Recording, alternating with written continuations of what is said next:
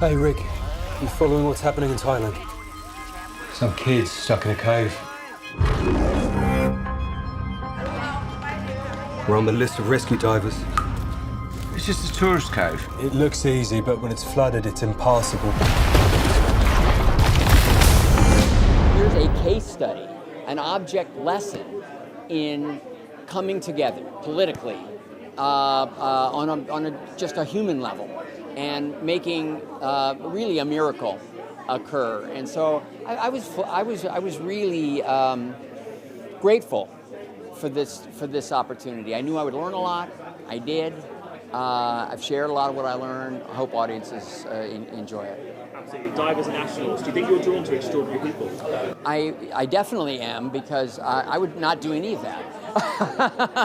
So for me, there's a bit of fantasy and wish fulfillment in coming to understand how these people achieve what they achieve. But Formula One racers, boxers, prize-winning mathematicians. But I am interested in those stories that humanize the remarkable and make us recognize, sort of what it takes, what's possible, and hopefully it inspires in that way.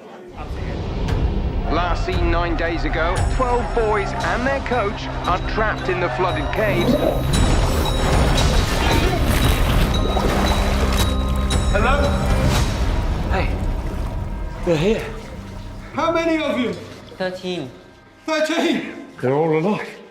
Can we go out now? I'm very mindful of what it must be like to live through something like that and then experience it, years later. And of course, this story has been told over and over already. We're one of, of many. I know it'll continue to be told. So this is something that these boys are going to be contending with for the rest of their lives. I certainly understand that, but I certainly hope that those who do see it, can recognize within it a lot of respect and appreciation for their courage and bravery. It takes a certain kind of mindset for the deep cave diving. You have to be a bit nuts. They're very, very dangerous. High water level and the low visibility. Barely shoulder wide, pulling against very strong currents.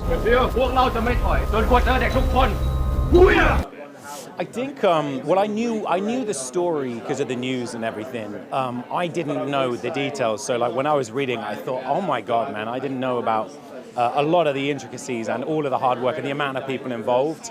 So when I read it, I found it truly inspiring that what we tried to do is tell a story to show how many people were so amazing at doing this. And that's what made me want to be involved. I just read it. I got goosebumps reading it the first time. And I thought, I want to see this movie. Even if I'm not in it, I want to see that movie. So when they offered me the role, I thought, hell yeah, man, this is special. ผมยืนยันได้นะครับว่าเด็กๆต้องออกมาได้อย่างปลอดภัยครับ You're talking about a 5-hour dive. You try and dive those kids the whole way, all you'll be bringing out is dead bodies. Yeah, I mean, personally, I try not to think about the audience, especially with something like this. I was trying so hard just to focus on telling the truth of what was going on. And we were so lucky. Chris Jewell, who I play, they were so willing to share everything.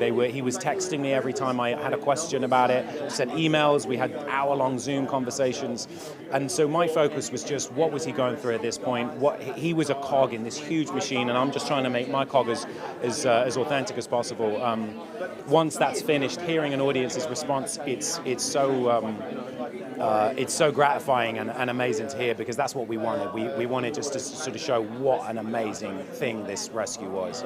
Thousands of people who could have run in the other direction but didn't. They ran towards that danger, and particularly these divers and the Navy SEALs and those boys as well. Each one of those boys, man, they trusted this stranger. They allowed themselves to have a mask put on, and they were in that tunnel for hours as well, and days, So it made me we had to face our fears on this a lot.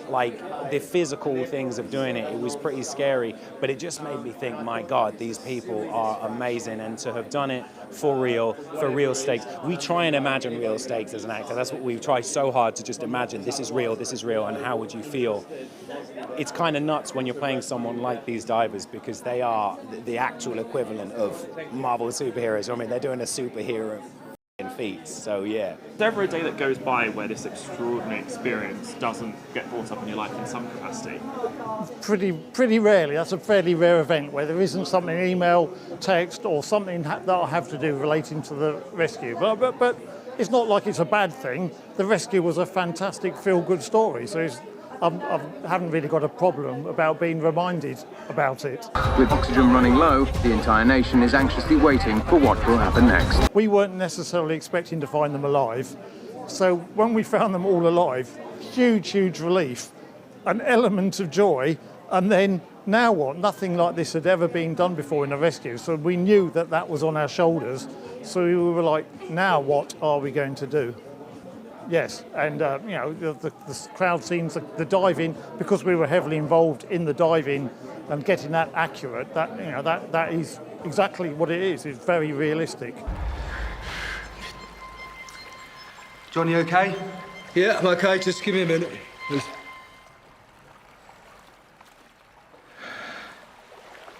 Okay. We can make it.